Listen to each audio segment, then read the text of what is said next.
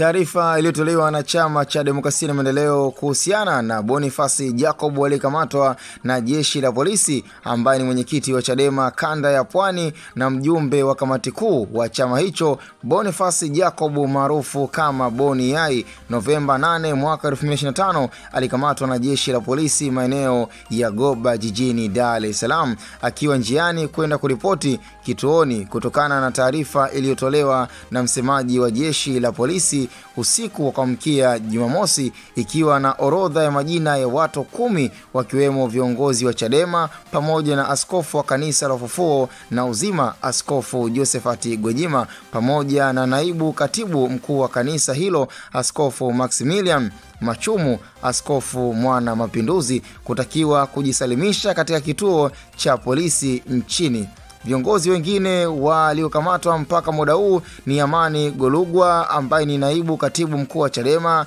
lakini pia Godbless Lema ambaye ni mjumbe wa kamati kuu wa Chama cha Demokrasia na Maendeleo. Lakini nikiweza kunukuu taarifa iliweza kutolewa na jeshi la polisi Jamhuri ya Muungano wa Tanzania, ikiweza kuripotiwa kama ifuatavyo. Kinukuu taarifa kutoka jeshi la polisi la Tanzania, Jamhuri ya Muungano wa Tanzania, Wizara ya Mambo ya Ndani ya Nchi. Taarifa kwa umma. Jeshi la polisi nchini linapenda kutaarifu umma wa Tanzania kuwa kufuatia matukio ya vurugu, uporaji wa mali na uvunjifu wa amani yaliyotokea tarehe 29 ya mwezi wa 10 mwaka 2025 katika majiji ya Dar es Salaam, Arusha, Mwanza na Mbeya, pia katika mikoa ya Shinyanga, Geita, Songwe, Ruvuma, Mara, Dodoma, Kilimanjaro na Iringa, na kusababisha madhara kwa binadamu, kuharibu mali nyingi za umma na za watu binafsi, kuleta athari kubwa.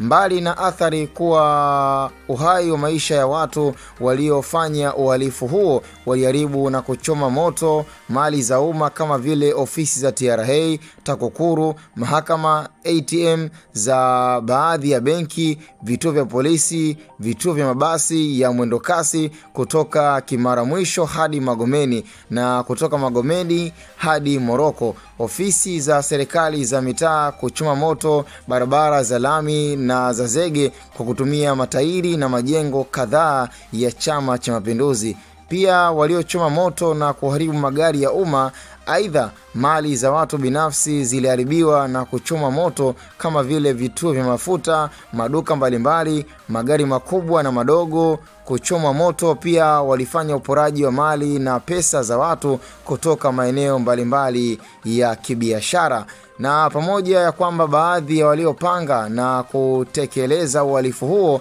wamekamatwa na kuanza kufikishwa mahakamani, jeshi la polisi nchini kwa kushirikiana na vyombo vingine vya ulinzi na usalama linaendelea na msako mkali wa kuwatafuta wale wote waliopanga, kuratibu na kutekeleza uovu huo. Aidha, wakati hatua hizo zikiendelea, jamii inaombwa kuendelea kutoa ushirikiano wa dhati katika kutoa taarifa za watu wote waliohusika ili hatua sahihi za kisheria zichukuliwe dhidi yao. Pia kufuatia uchunguzi na ushahidi uliokusanywa hadi sasa, jeshi la polisi linawasaka kwa ajili ya kukamata wafuatao: Josephat Gwajima, Brenda Jonas Ropia, John Mnyika, Godbless Jonathan Lema, Machumu Maximilian Kadugulu,